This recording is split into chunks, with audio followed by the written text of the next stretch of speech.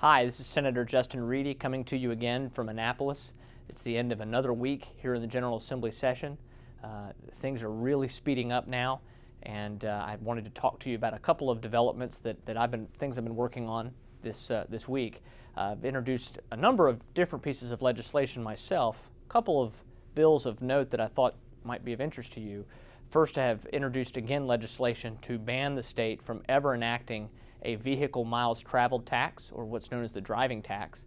Governor Hogan, of course, his administration doesn't support this idea, but in some of the state's long-range planning documents, they've talked about enacting a miles traveled tax on top of a gas tax, where the state would actually track your mileage and tax you by the mile.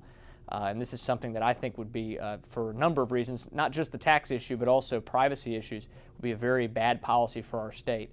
And so I've put in legislation to stop that from ever occurring.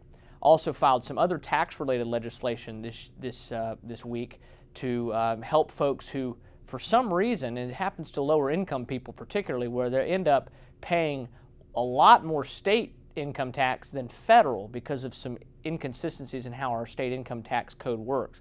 And it ends up actually really hurting some middle class and lower middle class folks unfairly. So I've got some legislation to try to address that. A number of other bills too that we're working on dealing with improving government process and government transparency. So I'll talk more about that with you as the session unfolds. This week in the Judicial Proceedings Committee that I sit on in the Senate, we had a number of bills dealing with crime and punishment and law and order. One bill of particular interest to me was a bill that would increase the maximum sentence for second-degree murder from 30 to 40 years. Right now, the second-degree murder is a 30-year maximum sentence, which means if someone receives the maximum, usually for a pretty heinous, purposeful murder and crime, they can be eligible for parole at 15 years.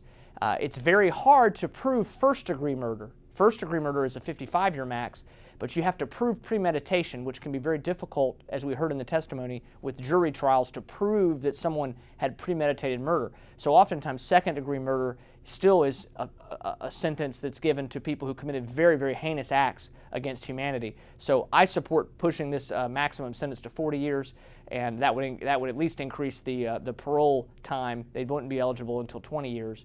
And I support that legislation. I'm hopeful we can get that passed. I'd be interested to hear your thoughts on this or any other things that you've been hearing about with the session. Please feel free to contact me at the information provided on the screen. I look forward to filling you in next week. Thank you.